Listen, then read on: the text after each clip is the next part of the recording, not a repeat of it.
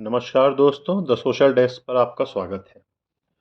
दोस्तों, राजनीति में बयानबाजी का स्तर जमीन छोड़कर अब स्वर्गलोक पहुंच गया है और इस स्तर को इतना ऊपर उठाने में सबसे बड़ा योगदान जो है वो कांग्रेस नेता राहुल गांधी जी का है। यूं तो वो आए दिन कुछ न कुछ बयानबाजी या आरोप भाजपा या मोदी जी पर लगाते रहते हैं, परंतु इस बार मानो उन्होंने सारी हदें पार कर दी। शनिवार को दिल्ली में एक पब्लिक कार्यक्रम में उन्होंने कहा कि अरुण जेटली को उनके पास भेजा गया था उन्हें धमकाने के लिए। वो कह रहे थे कि जब ये फार्म लॉ वाला मुद्दा चल रहा था, जब वो फार्म लॉ के अगेंस्ट फाइट कर रहे थे, तब अरुण जेटली को भाजपा ने उन्हें धमकाने के लिए भेजा। अरुण जेटली ने उनसे कहा कि आप इस मसले पर शांत बैठ जाइए, वरना आपके लिए ठीक नहीं होगा। आपको बता दूं कि फार्म लॉ वाला मुद्दा जो था वो 2020 में शुरू हुआ था और अरुण जेटली जी का निधन 2019 में हो गया था। उन्होंने राहुल गांधी ने बोलने से पहले एक बार भी नहीं सोचा कि वे क्या बोलने जा रहे हैं। एक बार को लगा कि स्लिप ऑफ टंग हो गया है, उनकी ज़बान फिसल गई है, वो खुद को करेक्ट कर लेंगे। पर नहीं, उन्होंने जानबूझ के ये बोला था। वो यहाँ पर भी नहीं रुके। उन्होंने आगे कहा कि मुझे पता है अरुण जेटली जी हमारे बीच नहीं है, मुझे ऐसी बात नहीं बोलना चाहिए, पर मैं बोलूँगा। मैंने अरुण जेटली जी को कहा कि आपको पता है ना कि आप किससे बात कर रहे हैं? हम कांग्रेसी हैं, हम ब्रिटिशर्स के आगे भी नहीं झुके थे, आपके आगे कैसे झुक जाएँगे? दोस्तों, इसके बाद तो मानो कांग्रेसियों ने अपना माथा पीट लिया। उन्हें समझ नहीं आया कि अब करें तो करें क्या।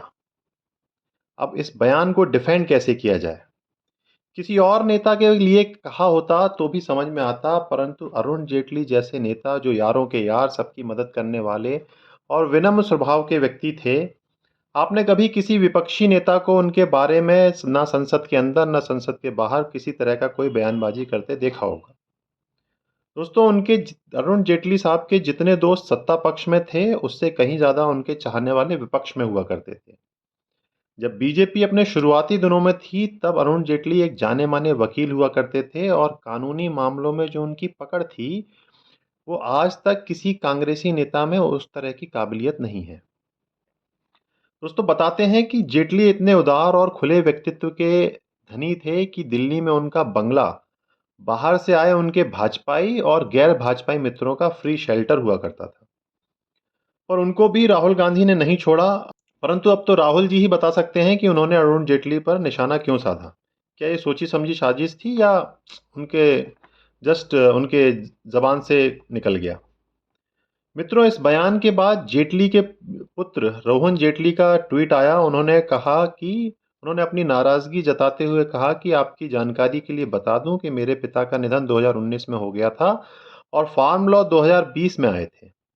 मेरे पिता एक डेमोक्रेट थे और किसी को धमकाना उनके स्वभाव में था ही नहीं। मित्रों, इसके बाद कई भाजपा नेताओं ने राहुल गांधी के इस बयान पर चुटकी लेना शुरू कर दिया।